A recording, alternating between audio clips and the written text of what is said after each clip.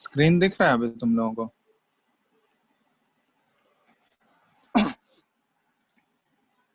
दिख रहा है अभी? देखो तो। Yes sir. चलो,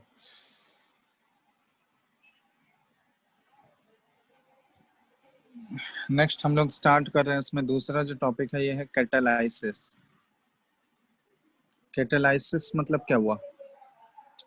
what do you mean by catalysis? तो इसके बारे में केमिकल काइनेटिक्स में हम लोग डिटेल में पढ़े हैं। कैटलिस्ट के बारे में पढ़े हैं ना? कैटलिस्ट के बारे में बताया गया तुम लोगों को। कैटलिस्ट क्या होता है बताओ तो। कैटलिस्ट को कैसे डिफाइन कर सकते हो?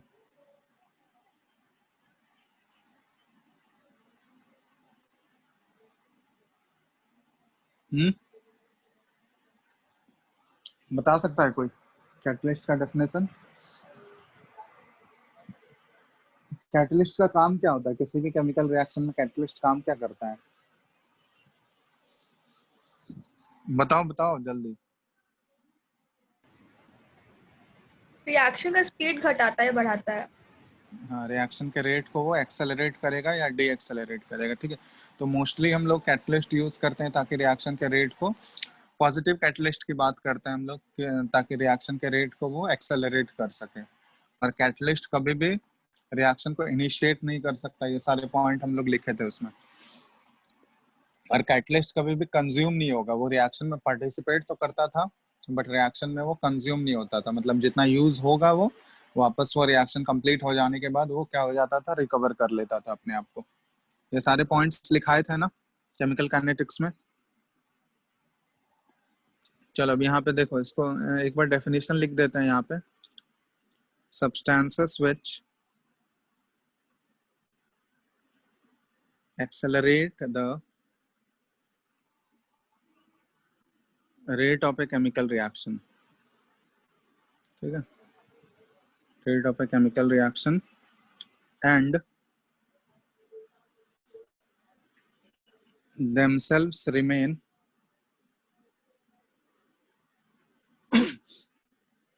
chemically and quantitatively. ठीक है, मतलब उसका क्वांटिटी भी चेंज नहीं होगा। quantitatively unchanged after the reaction. तो इसको हम लोग इस टाइप के सब्सटेंस को बोलते हैं कैटलिस्ट बोलते हैं, are known as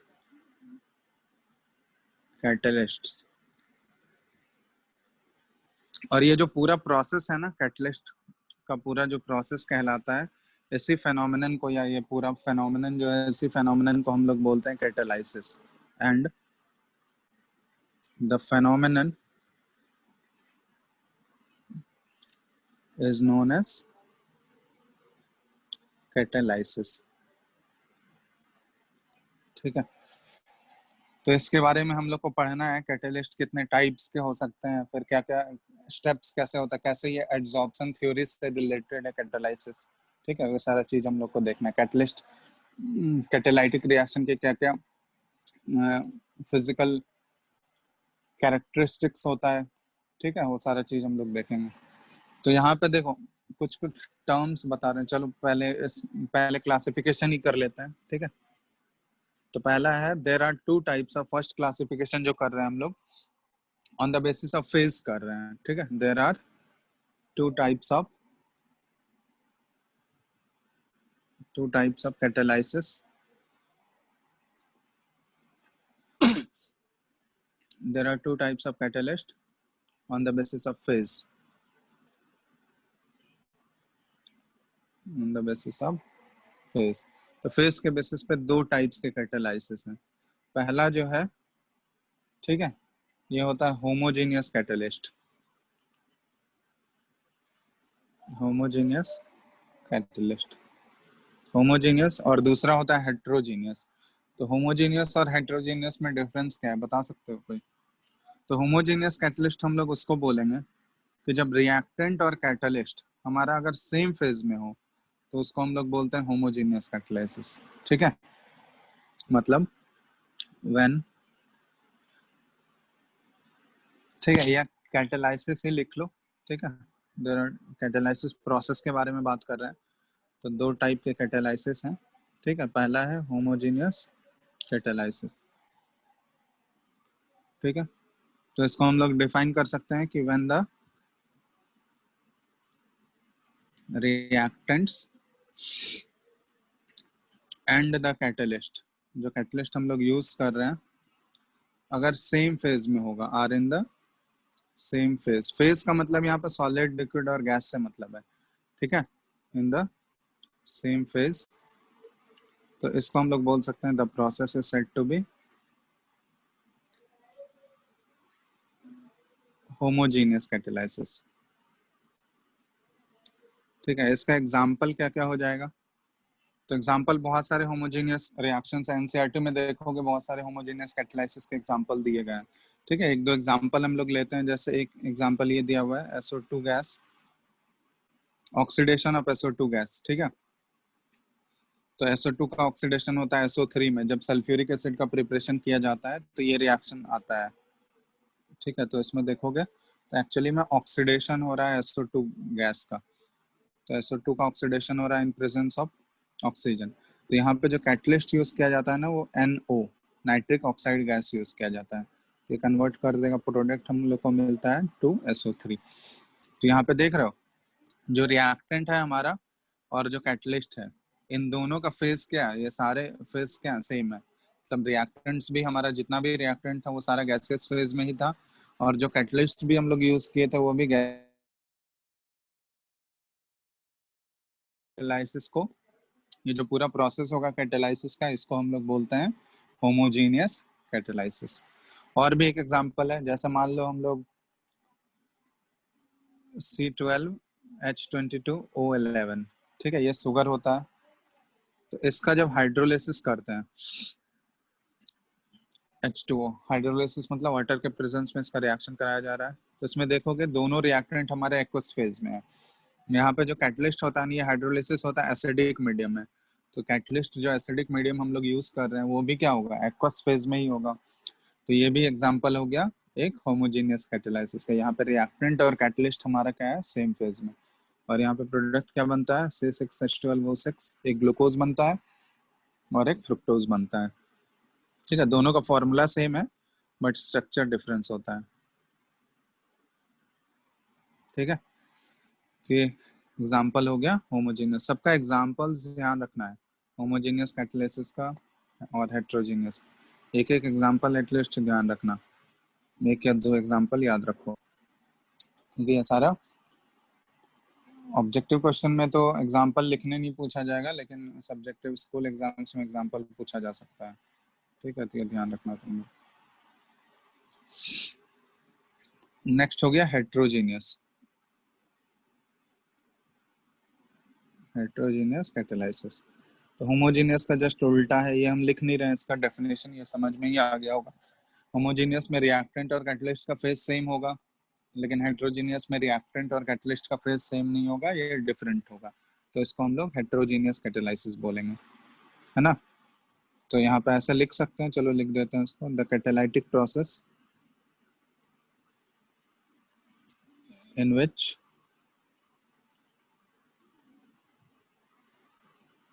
the reactants and the catalyst are in different phase। तो इसको हम लोग हेट्रोजीनियस कैटालाइसिस बोलते हैं। इसका भी एग्जांपल ध्यान रखना। ठीक है, तो जैसे अमोनिया गैस का जो फॉर्मेशन होता है N2+3H2, तो ये किसके सरफेस पे होता है? किसी मेटल के सरफेस पे, प्लेटिनम के सरफेस पे हो रहा है, या Fe के सरफेस पे। ठीक है, मोस्टली इसमें देखोगे Fe यूज किया जाता है कैटलिस्ट, तो Fe के सरफेस पे हो रहा है। तो देख रहे हो ना, रिएक्टेंट हमारा गैसियस फेज में है और जो कैटलिस्ट यूज किए हैं वो सॉलिड फेज में होगा। तो ऑब्वियसली ये किसका एग्जांपल हो गया? हेट्रोजीनियस कैटालाइसिस का। ठीक है, और भी है, जैसे अमोनिया गैस का ऑक्सीडेशन कराना है 4NH3+5O2, तो ये भी प्लेटिनम के सरफेस पे होता है। तो यहाँ भी बनेगा 4NO गैस और +6H2, तो यहाँ भी वेपर के फॉर्म में निकल रहा है। तुम्हारा रिएक्टेंट देख रहे हो, ये गैसियस फेज में है और जो कैटलिस्ट यूज किए हैं वो सॉलिड है। ठीक है, तो ये हो गया एग्जांपल हेट्रोजीनियस कैटालिसिस।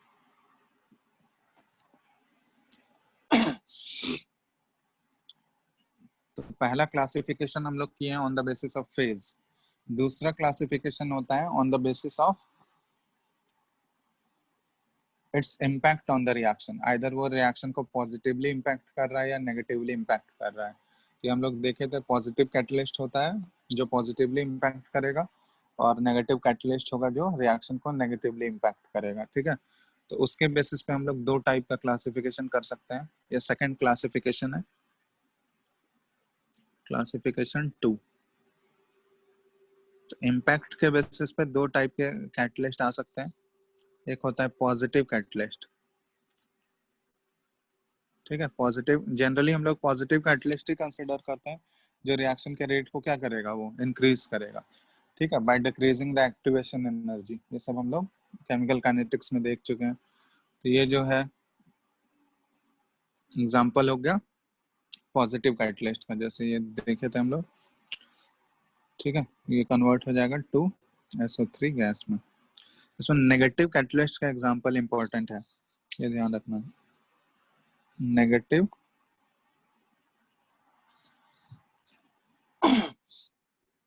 कैटलिस्ट,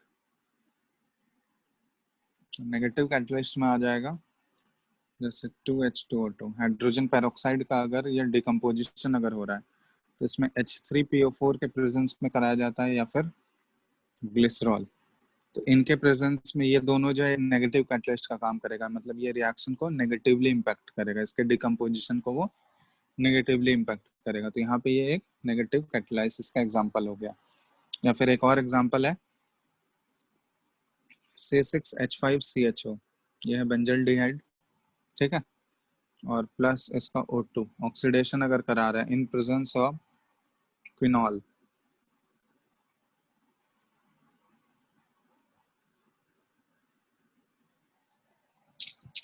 ठीक है, तो ये एक कंपाउंड देता है 2 टाइम्स C6H5COOH, तो ये बेंजोइक एसिड देता है।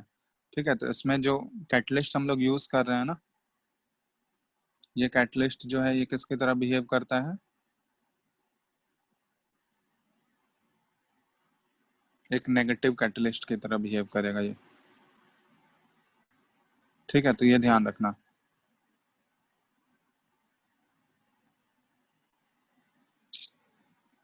क्लियर है ना, तो एग्जाम्पल याद रखना है इसका।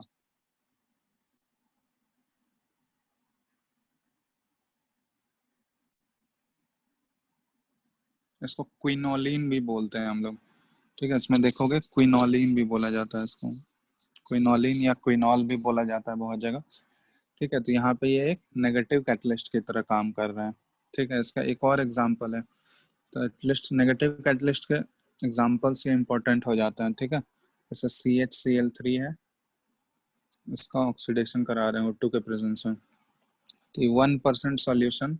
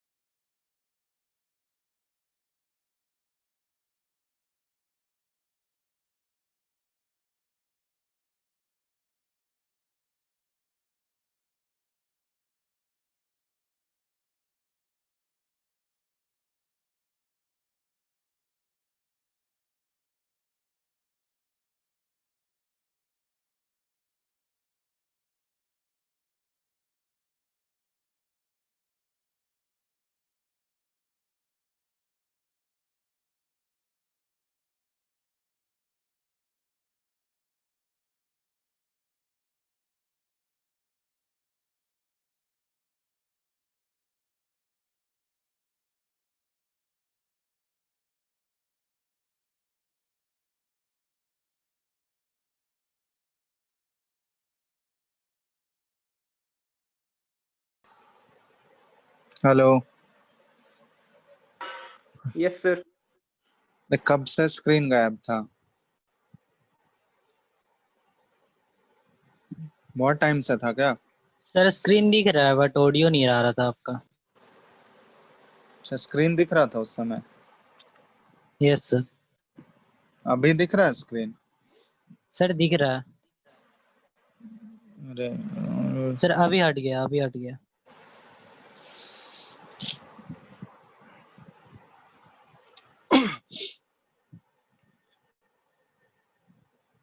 एक मिनट रुकना।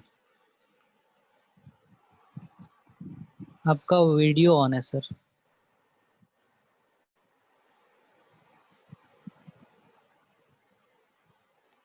वीडियो ऑन है? कैमरा आपका सर।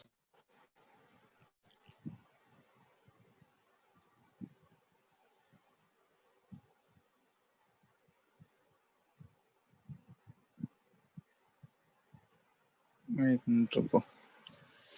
नेटवर्क।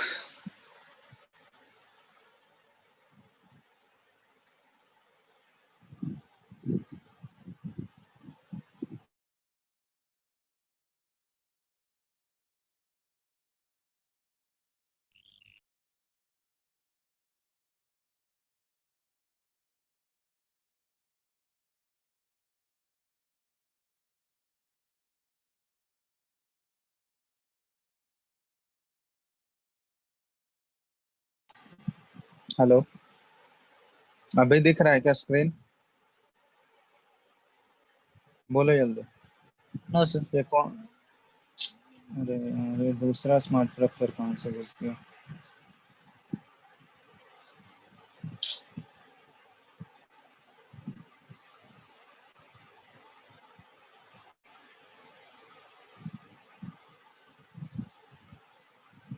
ये स्वेष्णा होस्ट शेयर करो।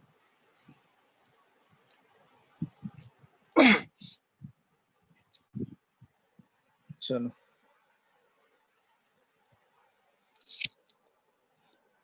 अब दिख रहा है स्क्रीन? बोलो यस सर। जल्दी। चलो, यहाँ तक लिख लिया हो ना तुम लोग? नेगेटिव कैटलिस्ट तक हो गया यहाँ तक या नहीं हुआ है? हो गया सर। नेगेटिव कैटलिस्ट तक लिख लिया हो ना? तो नेगेटिव कैटलिस्ट के एग्जांपल्स ध्यान रखना। पॉजिटिव कैटलिस्ट मतलब जो रिएक्शन के रेट को बढ़ाएगा, नेगेटिव मतलब रिएक्शन के रेट को वो कम कर रहा है। ठीक है, तो ये दूसरा टाइप का क्लासिफिकेशन हो गया ऑन द बेसिस ऑफ हम लोग इम्पैक्ट ऑफ कैटलिस्ट, उसके बेसिस पे ये हो गया टाइप्स। नेक्स्ट हम लोग इसमें आगे देख रहे हैं। एक मिनट, मूव क्यों नहीं करता है? नेक्स्ट इसमें कुछ कुछ टर्म्स हैं, ये सब ध्यान रखना। एक होता है ऑटो कैटलिस्ट। ऑटो कैटलिस्ट हम लोग किसको बोलते हैं? इसमें जो प्रोडक्ट फॉर्म होगा ना, product itself act as a catalyst. ठीक है, ये ध्यान रखना। इसको बोलते हैं हम लोग ऑटो कैटलिस्ट।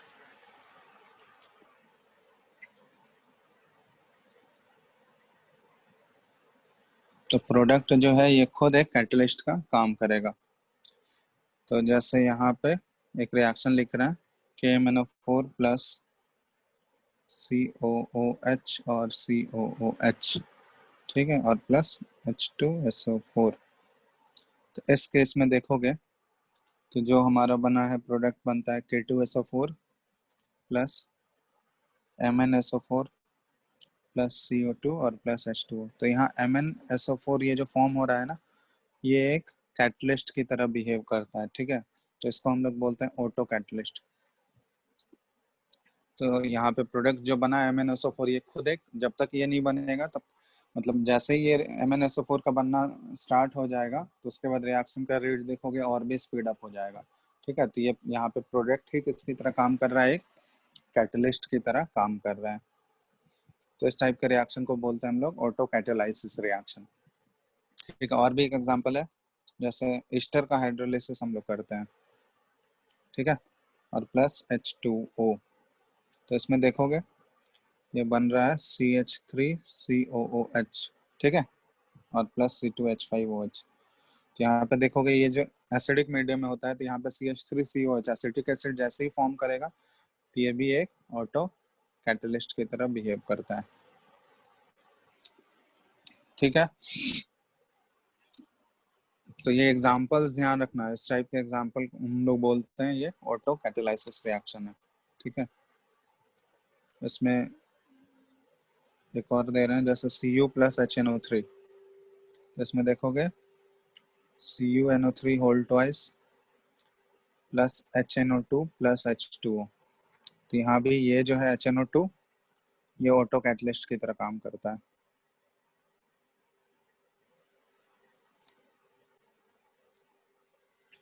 ठीक है, तो पहला टर्म हो गया ऑटो कैटलिस्ट। ऐसे में कुछ कुछ टर्म आता है, एक टर्म होता है इंड्यूस्ड कैटलिस्ट या इंड्यूस्ड कैटालाइसिस। तो इंड्यूस्ड कैटालाइसिस मतलब क्या हुआ कि इसमें दो रिएक्शन होंगे। एक रिएक्शन अगर सिंपली पहला वाला रिएक्शन कराओगे तो वो नॉन स्पॉन्टेनियस होता है, वो अपने आप नहीं होगा। लेकिन दोनों रिएक्शन को जब कंबाइंडली हम लोग कराते हैं तो उसमें दोनों रिएक्शन हो जाएगा। ठीक है, तो दूसरे, तो इसको हम लोग बोलते हैं इंड्यूस्ड कैटालाइसिस, मतलब दूसरे रिएक्शन के प्रेजेंस में पहला वाला भी रिएक्शन क्या हो जाता है, स्पॉन्टेनियस। तो इस टाइप का बोलते हैं हम लोग इंड्यूस्ड कैटालाइसिस। जैसे एक एग्जांपल दे रहे हैं कि Na2ASO3 और प्लस O2, तो इसका जब ऑक्सीडेशन कराया जाता है तो इसमें देखोगे ये बनता है Na2ASO4। तो इसमें देखोगे ये वाला प्रोसेस जो है नॉन स्पॉन्टेनियस होता है, ये खुद ब खुद अपने आप नहीं होगा। अगर सिंपली हम लोग सिंगल यही वाला रिएक्शन कराएंगे तो ये अपने आप नहीं होगा। लेकिन इसी रिएक्शन को अगर हम लोग इसके प्रेजेंस में करा रहे हैं Na2SO3 प्लस O2, तो ये तो स्पॉन्टेनियस है।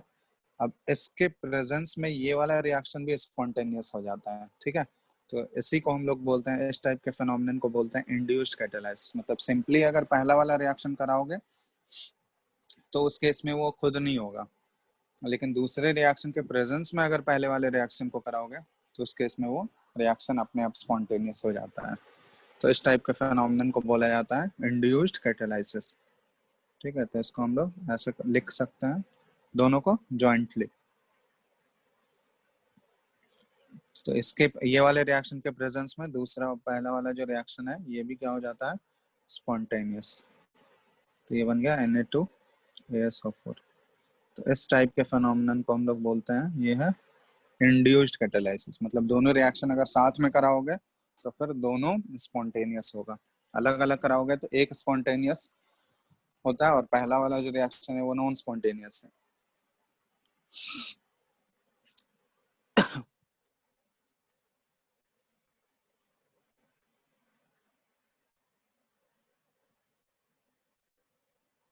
ठीक है, हो गया यहाँ तक?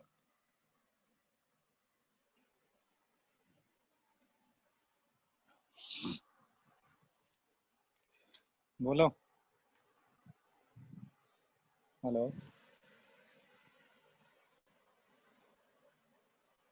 आवाज आ रहा है? हाँ सर। यहाँ तक लिख लिए सब लोग? हाँ रिस्पॉन्ड क्यों नहीं करते हो तुम लोग, सो रहे हो क्या? सर, वो Cu plus HNO3 higher temperature पे कुछ और प्रोडक्ट देता है ना? हाँ, वो और डिकम्पोज होगा नाइट्रोजन डाइऑक्साइड्स में, वो नाइट्रोजन के ऑक्साइड में भी जाता है। ठीक है,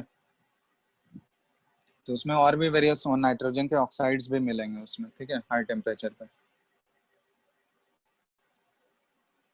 क्लियर है ना?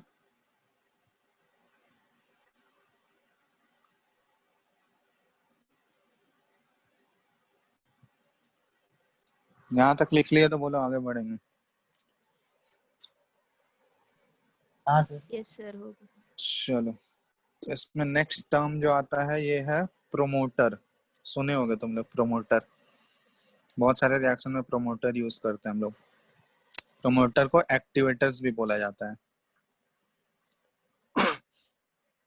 तो ये एक्चुअली है क्या, इसको हम लोग डिफाइन करते हैं द सब्सटेंसेस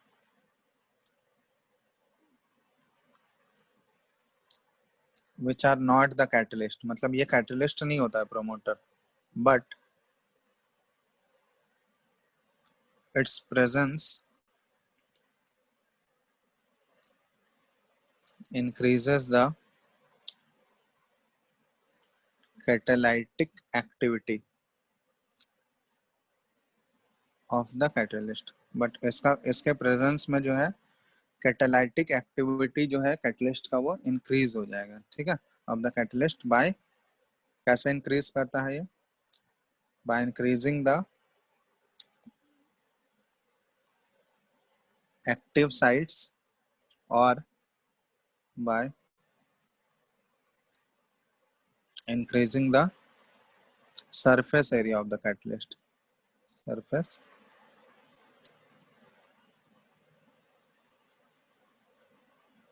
तो इसको बोलते हैं हम लोग प्रोमोटर। तो ये एक्चुअली कैटलिस्ट होता नहीं है, बट इसके प्रेजेंस में ये क्या करेगा, कैटलिटिक एक्टिविटी को, कैटलिस्ट के एक्टिविटी को ये एनहांस करेगा।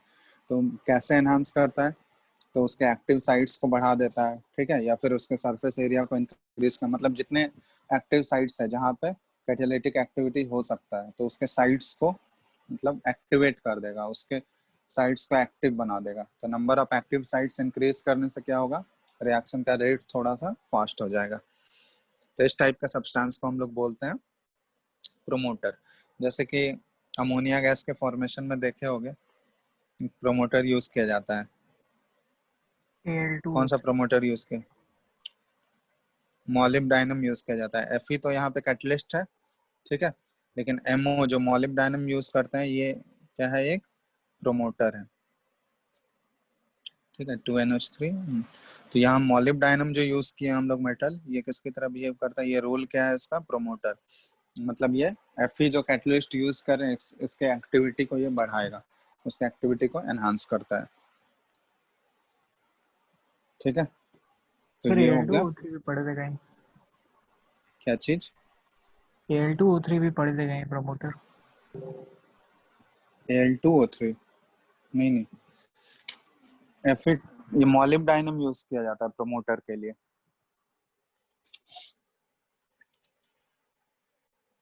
इसी का प्रोमोटर का जस्ट एक उल्टा वाला टर्म होता है जिसको बोलते हैं हम लोग कैटालाइटिक पॉइजन, ठीक है, या फिर कैटालाइटिक इनहिबिटर। सर कैटा हाँ, सर एक्टिव एक्टिव साइट्स ये क्या इसका मतलब?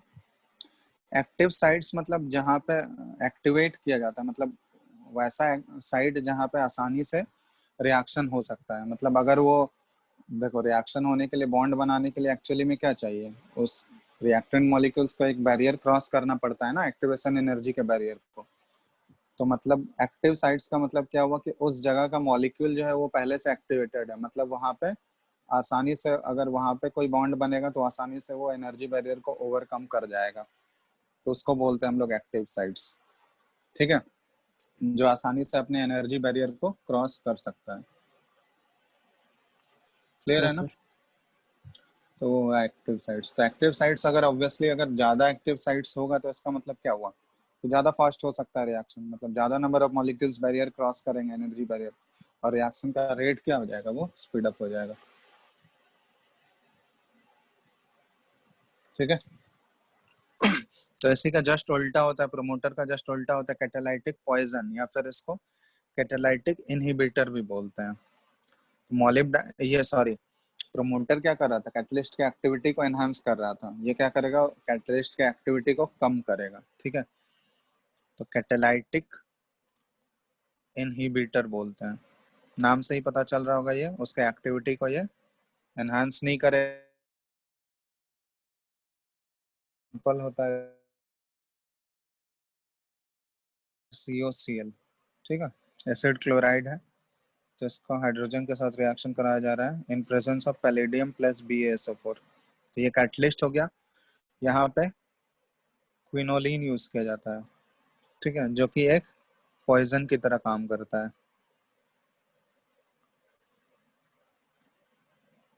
ठीक है। ये एक एग्जांपल हो गया कैटालाइटिक पॉइजन का।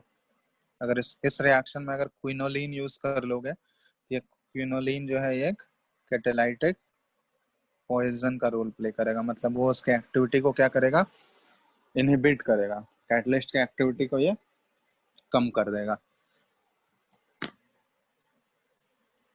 ठीक है। तो इसको हम लोग बोलते हैं पॉइजन, कैटालाइटिक पॉइजन। तो ये सारे कुछ कुछ टर्म्स हैं इससे रिलेटेड, ये सारे टर्म्स ध्यान रखना एग्जाम्पल के साथ, ये सब इम्पोर्टेंट है।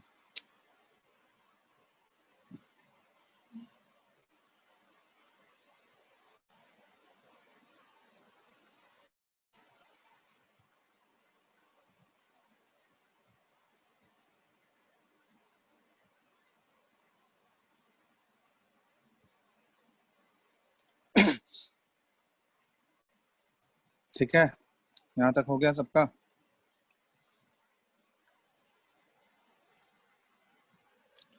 यहाँ तक हो गया तो इसके बाद हम लोग प्रोसेस पढ़ेंगे कि कैटालाइसिस में मतलब कौन सा थ्योरी यूज किया जाता है। तो एक्चुअली ये कैटालाइसिस में एक एड्सॉर्प्शन थ्योरी ही यूज किया जाता है, एड्सॉर्प्शन थ्योरी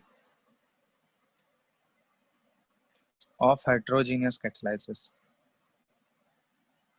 ठीक है, हेट्रोजीनियस कैटालाइसिस में एक्चुअली एड्सॉर्प्शन थ्योरी को ही यूज किया जाता है, अप्लाई किया जाता है एड्सॉर्प्शन थ्योरी। तो इसमें टोटल 3-4 स्टेप में होता है ये। ठीक है, तो इसमें स्टेप्स लिख देते हैं मोस्टली, मतलब कैसे ये होता है एड्सॉर्प्शन, कैसे इसको रिलेट करते हैं हम लोग एड्सॉर्प्शन से। तो इसमें पहला जो प्रोसेस होता है ना, 5 स्टेप में होता है ये। तो पहला स्टेप जो है ये क्या है, diffusion of reactant to the surface of catalyst. ठीक है, तो ये पहला स्टेप है कि कैटलिस्ट के सरफेस पे क्या होगा, रिएक्टेंट के मॉलिक्यूल्स जो है वो डिफ्यूज होंगे, मतलब इसकी तरफ आएंगे। ठीक है, तो ये फर्स्ट स्टेप हो गया। सेकंड स्टेप में क्या होता है, adsorption of reactant molecule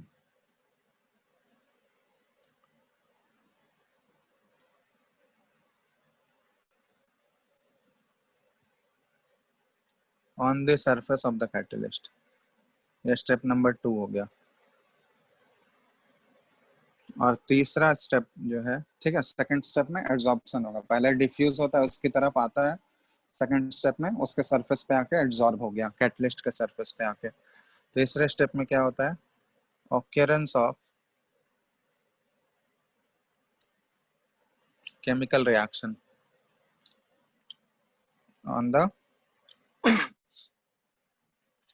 catalyst surface through the formation of intermediate. ठीक है, तो कैटलिस्ट के सरफेस पे केमिकल रिएक्शन होगा, ठीक है, और एक इंटरमीडिएट का फॉर्मेशन होगा through the formation of intermediate. और फोर्थ स्टेप है कि जैसे ही इंटरमीडिएट फॉर्म हो जाएगा, इसके बाद क्या होता है, डिसऑप्शन ऑफ रिएक्शन प्रोडक्ट। ठीक है, इंटरमीडिएट के बाद वो रिएक्टेंट जो इंटरमीडिएट बनाएगा, इंटरमीडिएट फिर प्रोडक्ट में कन्वर्ट होगा, और जैसे ही प्रोडक्ट बनेगा तो प्रोडक्ट जो है कैटलिस्ट के सरफेस से डिसऑप होने लगेगा, मतलब उससे दूर जाएगा। ठीक है, तो नेक्स्ट प्रोसेस है desorption of reaction products from the catalyst surface. तो इसके सरफेस से ये रिएक्शन प्रोडक्ट जो है ये दूर चला गया, मतलब रिएक्शन प्रोडक्ट दूर चला गया, मतलब कैटलिस्ट का सरफेस वापस क्या हो गया, फ्री हो गया, मतलब इस पे दूसरे रिएक्टेंट के मॉलिक्यूल्स आ सकते हैं आसानी से। ठीक है, और फिफ्थ स्टेप में क्या होगा कि diffusion of reaction product away from catalyst surface.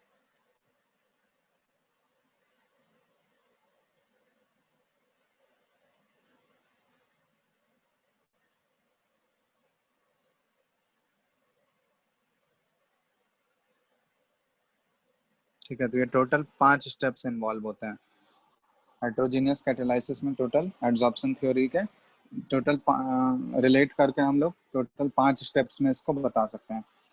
Clear है ना, बहुत ही आसान चीज है। तो पहला स्टेप में रिएक्टेंट मॉलिक्यूल डिफ्यूज होगा, कैटलिस्ट के सरफेस की तरफ आएगा। दूसरे स्टेप में क्या हो जाएगा, वो उसके सरफेस पे एब्जॉर्ब हो गया। तीसरे केस में क्या होगा, एक केमिकल रिएक्शन होगा और इंटरमीडिएट का फॉर्मेशन होगा, फिर इंटरमीडिएट जो है वो प्रोडक्ट में बदलेगा। और चौथे स्टेप में प्रोडक्ट जैसे ही बना तो वो कैटलिस्ट के सरफेस से डिसऑप होने लगेगा। डिसऑप होने का मतलब उससे दूर निकल रहा है, एड्सॉर्प्शन का जस्ट उल्टा हो गया ये।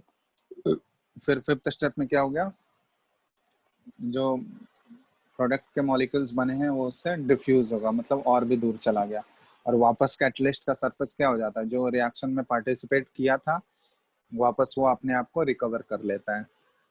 ठीक है, तो इसको डायग्राम के थ्रू हम लोग ऐसे शो कर सकते हैं। ठीक है, डायग्राम देखोगे तुम्हारे एनसीईआरटी में भी बना हुआ है। तो इसमें जैसे मान लो ये कैटलिस्ट का सरफेस है, ठीक है, ये कैटलिस्ट का एटम है ऐसा।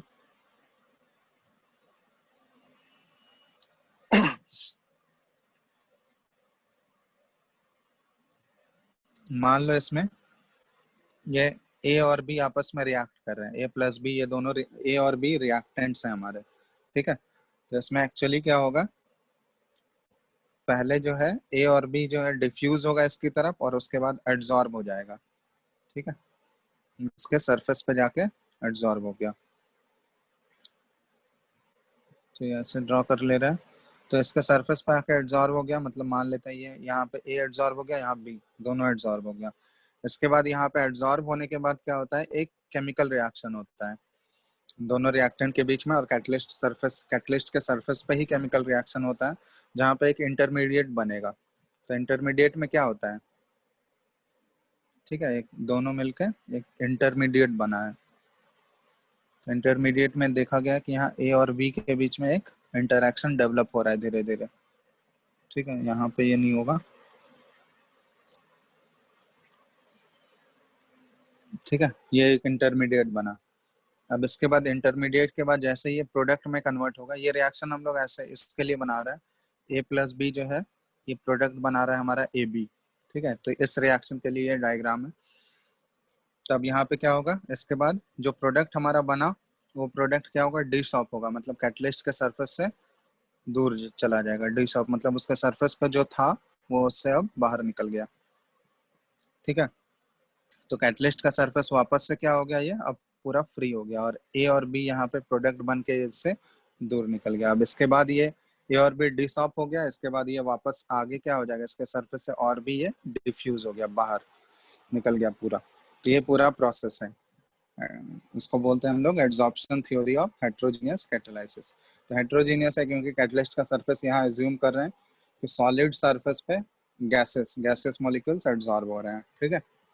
तो इसलिए हेट्रोजीनियस कैटालिसिस के केस में हम लोग ये बात कर रहे हैं ऐसे।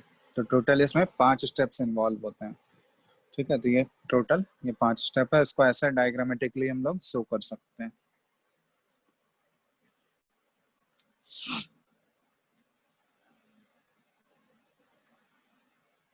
ठीक है,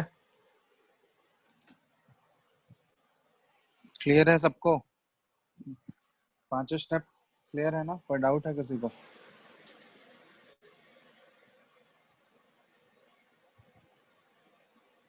बोलो, हेलो, कोई डाउट है इन 5 स्टेप्स में? अब बोल ही नहीं रहे हो, आवाज आ रहा है तुम लोगों को? Hello, yes sir.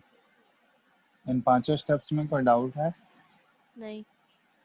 चलो, तो अगर डाउट नहीं है तो इसके आगे हम लोग नेक्स्ट टॉपिक नहीं है, इसी का पार्ट है, ठीक है। तो इस पर हम लोग मूव कर रहे हैं। तो इसमें देखोगे कोई भी कैटलिस्ट का जो होता है ना, 2 मेन फीचर्स होता है, ठीक है। कैटलिस्ट का 2 इम्पोर्टेंट मेन फीचर होता है, एक होता है सेलेक्टिविटी और एक होता है एक्टिविटी, ठीक है। ये दोनों में डिफरेंस जानना जरूरी है, फीचर्स में लिख रहे हैं, ठीक है।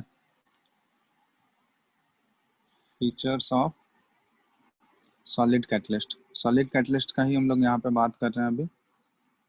तो इसमें 2 फीचर होता है, पहला एक्टिविटी। एक्टिविटी का मतलब क्या हुआ कि कैटलिस्ट कितना ज्यादा एक्टिव है, ठीक है, कितना मतलब वो रेट ऑफ रिएक्शन का इम्पैक्ट कर रहा है, कितना वो रिएक्टेंट के मॉलिक्यूल्स को अपने एक्टिव साइट्स पे एड्सॉर्ब करा रहा है, ठीक है। तो जितना ज्यादा एक्टिव साइट्स वो प्रोड्यूस करेगा, जितना ज्यादा रिएक्टेंट मॉलिक्यूल के साथ वो बॉन्ड बनाएगा, मतलब उस कैटलिस्ट का एक्टिविटी उतना ज्यादा है और रेट ऑफ रिएक्शन क्या होगा, उतना ज्यादा फास्ट होगा, ठीक है। तो वही चीज हुआ, एक्टिविटी का मतलब क्या हुआ कि रिएक्टेंट मॉलिक्यूल्स जो है वो आसानी से एड्सॉर्ब होने चाहिए कैटलिस्ट के सरफेस पे। जितना ज्यादा एड्सॉर्ब होगा, जितना ज्यादा अच्छे से बॉन्ड बनेगा, कैटलिस्ट का रेट क्या होगा या रिएक्शन का रेट क्या होगा, उतना ज्यादा फास्ट होगा। तो हम लोग बोल सकते हैं कि the activity of catalyst depends upon the strength of Cummins option. Actually यहाँ पे एक केमिकल रिएक्शन हो रहा है, तो केमिस ऑप्शन की हम लोग बात करेंगे, तो बोल सकते हैं कि activity of a catalyst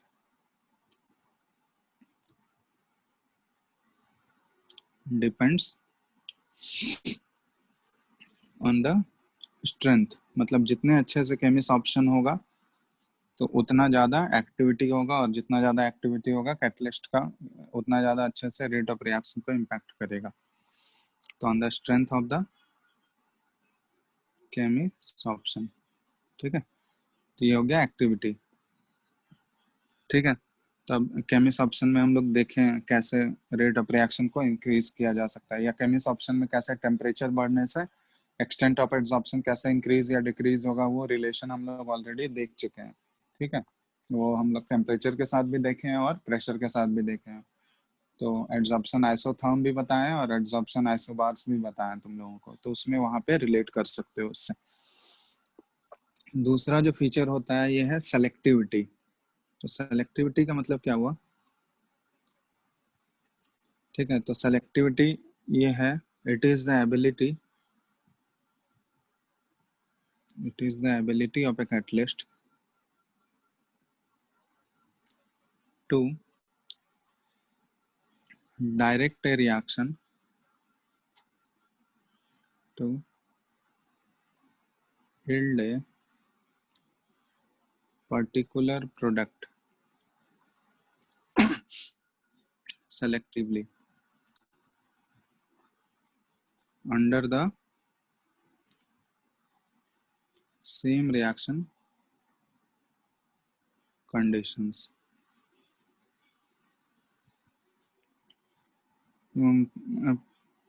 Yields a particular product, ठीक है, when under the same reaction conditions many products are possible.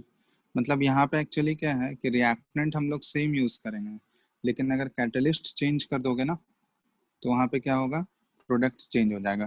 ठीक है, तो ये चीज बता रहा है सेलेक्टिविटी। एक पर्टिकुलर प्रोडक्ट को अगर हमको इल्ड करना है तो उसमें वही वाला कैटलिस्ट यूज करना होगा हमको। ठीक है, रिएक्टेंट सेम रहेगा बट कैटलिस्ट अगर चेंज हो जाएगा तो प्रोडक्ट भी चेंज हो जाएगा। जैसे यहाँ पे एग्जांपल दिया गया, कार्बन मोनोऑक्साइड और प्लस हाइड्रोजन गैस। तो इसमें देखोगे निकल के प्रेजेंस में अगर कराएंगे ये, तो इसमें प्रोडक्ट मिलता है CH4 प्लस O2, ये सॉरी CH4 प्लस H2O।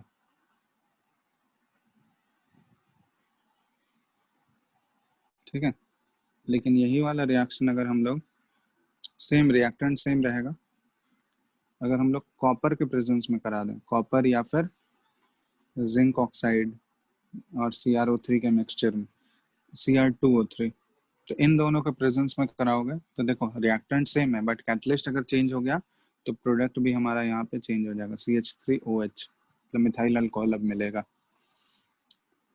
तीसरा यहाँ पे है, ये सेम रिएक्टेंट हम लोग यूज कर रहे हैं।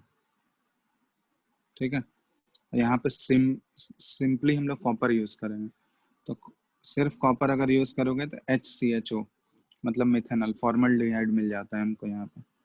ठीक है, तो देखो इन तीनों केसेस में क्या है, रिएक्टेंट हमारा सेम है बट कैटलिस्ट अगर चेंज कर दे रहे हैं हम लोग तो प्रोडक्ट भी क्या हो जा रहा है, ये चेंज हो जा रहा है। तो इसी फेनोमेनन को या इसी प्रॉपर्टी को, कैटलिस्ट के इसी फीचर को बोला जाता है सेलेक्टिविटी। मतलब रिएक्शन का कंडीशन सेम है, रिएक्टेंट सेम है, तो एक पर्टिकुलर प्रोडक्ट अगर ऑब्टेन करना है तो उसके लिए हमको एक पर्टिकुलर रिएक्टेंट यूज करना होगा, सॉरी पर्टिकुलर कैटलिस्ट यूज करना होगा, क्योंकि कैटलिस्ट अगर हम लोग चेंज कर दें तो उस केस में हमारा प्रोडक्ट भी क्या हो जाएगा, वो वेरी कर जाएगा। ठीक है, तो इसी फीचर को बोला जाता है सेलेक्टिविटी।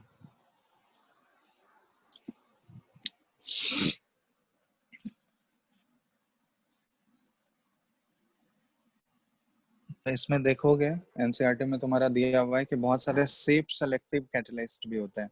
सेफ सेलेक्टिव मतलब एक पर्टिकुलर शेप होता है उनका। ठीक है, सेफ सेलेक्टिव कैटलिस्ट, तो एक पर्टिकुलर शेप होता है कि उसी शेप में वो रिएक्टेंट मॉलिक्यूल के साथ रिएक्ट करता है। तो इसमें एग्जांपल देखोगे जियोलाइट्स होते हैं बहुत सारे सेफ सेलेक्टिव कैटलिस्ट। तो इसमें एनसीईआरटी में इसके बारे में एक बार पढ़ना, जियोलाइट्स जो है बहुत ही अच्छा ये सेफ सेलेक्टिव कैटलिस्ट का काम करता है। ठीक है, तो एनसीईआरटी से इसके बारे में पढ़ोगे, तो एनसीईआरटी में इसके बारे में देखना डिटेल में, एक पैराग्राफ में दिया हुआ है। ठीक है, कहाँ कहाँ इसको यूज करते हैं वो यूसेज भी इम्पोर्टेंट है इसका। सेफ सेलेक्टिव कैटलिस्ट कहाँ कहाँ यूज किया जाता है, ठीक है, तो वो इम्पोर्टेंट है इसका यूज। इसके बाद इसमें देखोगे बहुत सारे एंजाइम कैटलिस्ट होते हैं, ठीक है, एंजाइम कैटेलाइसिस। एंजाइम कैटेलाइसिस मतलब जो हमारे बॉडी में जो रिएक्शंस होता है वो सारे एंजाइम्स के फॉर्म में होता है। तो एंजाइम का रिएक्शन कैसे होता है, उसमें एंजाइम के प्रेजेंस में, मतलब एंजाइम कैटेलाइसिस का क्या क्या फीचर्स होता है, ठीक है, और उसके एग्जांपल्स क्या क्या हैं। बहुत सारे एग्जांपल्स इसमें देखो दिया हुआ है। हमारे बॉडी में जो बहुत सारे होते हैं, स्टार्च जो है वो कन्वर्ट होता है माल्टोज में, माल्टोज कन्वर्ट होता है ग्लूकोज में। तो हमारे स्टमक में बहुत सारे ये एंजाइम वाले रिएक्शंस होते हैं। तो वो सारे क्या होते हैं, उसमें एग्जांपल्स तुम लोग को ध्यान रखना है, ठीक है, कौन कौन से एंजाइमेटिक रिएक्शंस होंगे। इसमें देखना एनसीईआरटी में बहुत सारे एग्जांपल, कुछ कुछ एग्जांपल हम लिख दे रहे हैं इसमें एंजाइम वाला। तो इसमें देखोगे कन्वर्जन ऑफ या इन्वर्जन ऑफ केन शुगर, ये एक एग्जांपल हो गया, इन्वर्जन ऑफ केन शुगर।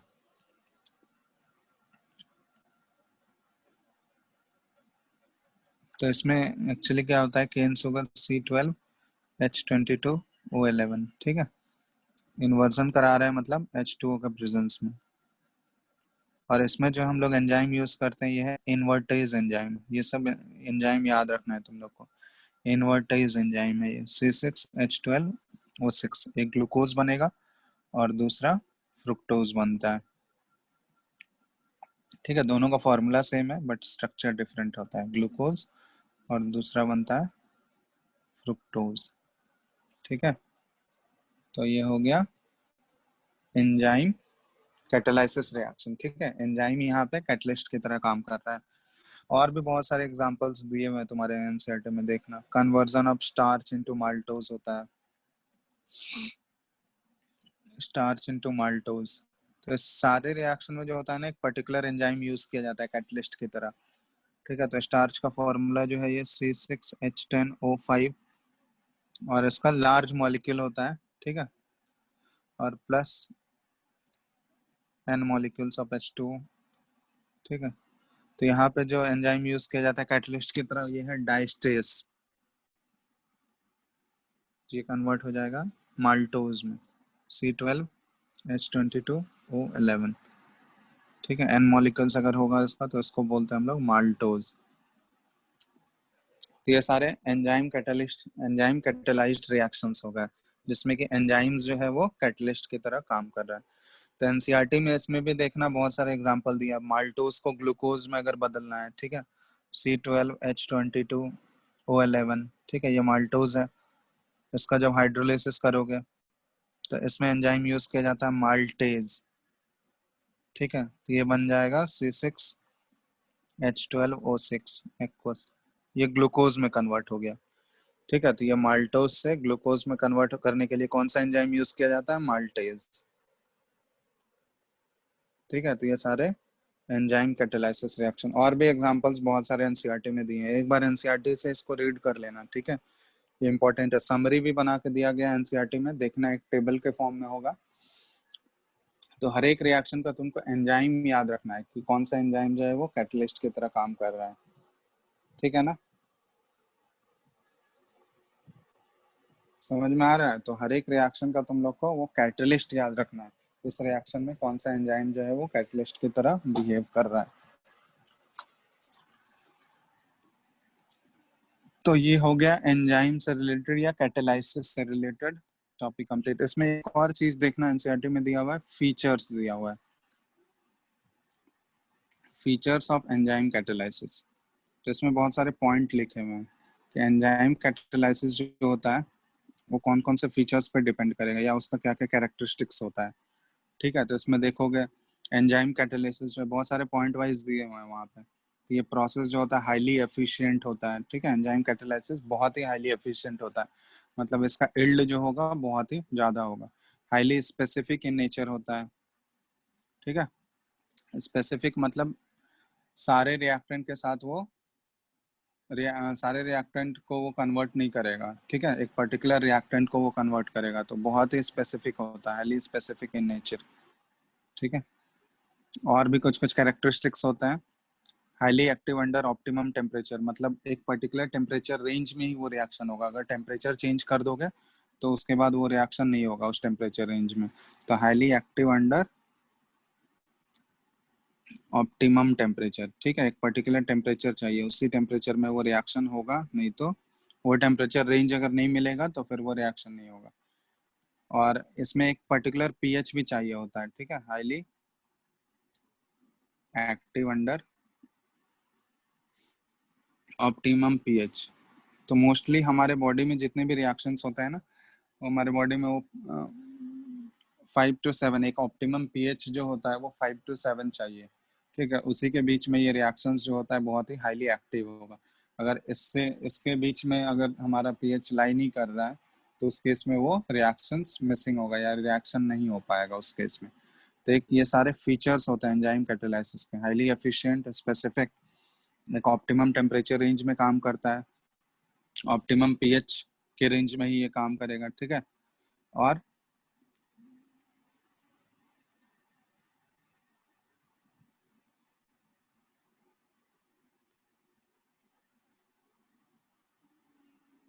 भी है जैसे प्रोमोटर। देखो जैसे नॉर्मल रिएक्शन में हम लोग प्रोमोटर यूज करते थे एंजाइम कैटलिस्ट की एक्टिविटी को एनहांस करने के लिए, यहाँ पे को एंजाइम्स यूज किया जाएगा, ठीक है।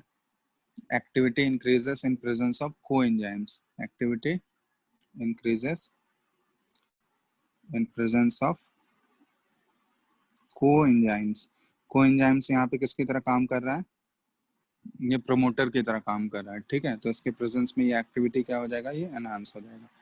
तो इसमें ये सारे फीचर्स हैं, एक बार एनसीईआरटी से इसमें भी डिटेल में देखना, एनसीईआरटी में पॉइंट बाय पॉइंट दिया हुआ है, तो इसको आराम से रीड कर ले, एक बार पढ़ लोगे समझ में आ जाएगा सारा, ठीक है। और इसका मैकेनिज्म भी दिया हुआ है, की लॉक मैकेनिज्म दिया हुआ है, ठीक है, उसमें देखना है, डायग्राम बना के दिया हुआ है, की एंड लॉक मैकेनिज्म बोलते हैं, mechanism of enzyme catalysis reaction, ठीक है, मैकेनिज्म ऑफ। तो उसमें कुछ समझाने लायक नहीं है, वो डायग्राम देखोगे अपने आप समझ में आ जाएगा, एंजाइम कैटालाइज्ड रिएक्शन।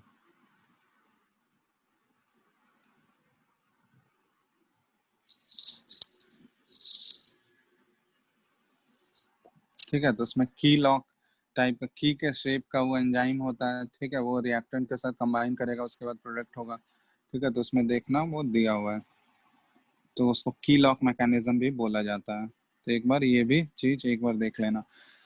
तो इतना ही है मतलब कैटालाइसिस में, इतने सारे चीज मतलब जितना बताए हैं ये एक बार पढ़ ही लेना, और इसके बाद एनसीईआरटी देख लेना एक बार, ठीक है, तो आराम से ये क्लियर हो जाएगा आसानी से।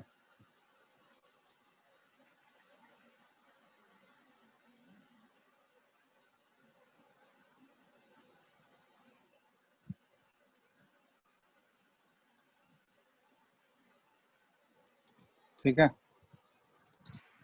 समझ में आ रहा है ना, एक बार एनसीईआरटी से रिलेटेड पढ़ ही लेना, नहीं पढ़ोगे तो फिर ये रह ही जाएगा छूटा हुआ। एंजाइम कैटालिसिस से रिलेटेड और इसका मैकेनिज्म देखोगे, की लॉक मैकेनिज्म वो देखोगे, आराम से डायग्राम देखोगे, वो क्लियर हो जाएगा तुरंत, उसमें कुछ एक्स्ट्रा एक्सप्लेन करने का चीज नहीं है, ठीक है। तो यहाँ तक हम लोग का ये कैटालाइसिस वाला पार्ट भी कंप्लीट हो गया है। एक बार एनसीईआरटी से रीड कर लोगे, उसके बाद क्वेश्चन अटेम्प्ट कर सकते हो कैटालाइसिस वाले। नेक्स्ट टॉपिक जो है इसमें हम लोग कॉलॉइड्स स्टार्ट करेंगे, ठीक है ना। तो यहाँ तक तुम लोग एटलीस्ट एनसीईआरटी से कवर करके रखना। एनसीईआरटी एक बार रीडिंग मारो, उसके बाद डायरेक्ट क्वेश्चन अटेम्प्ट करो, आराम से क्वेश्चन बन जाएगा, कोई दिक्कत नहीं है,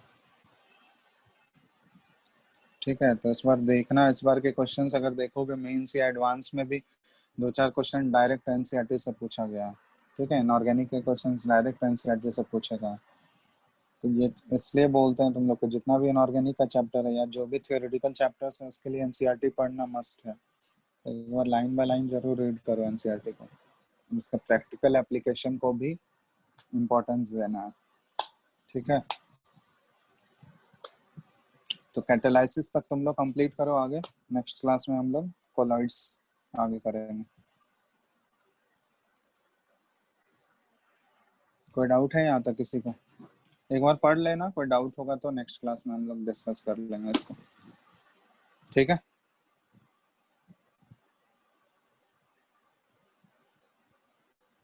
चलो फिर एंड कर रहे हैं आज का क्लास, आगे नेक्स्ट क्लास में करते हैं हम लोग। नेक्स्ट क्लास में कॉलॉइड्स से स्टार्ट करेंगे।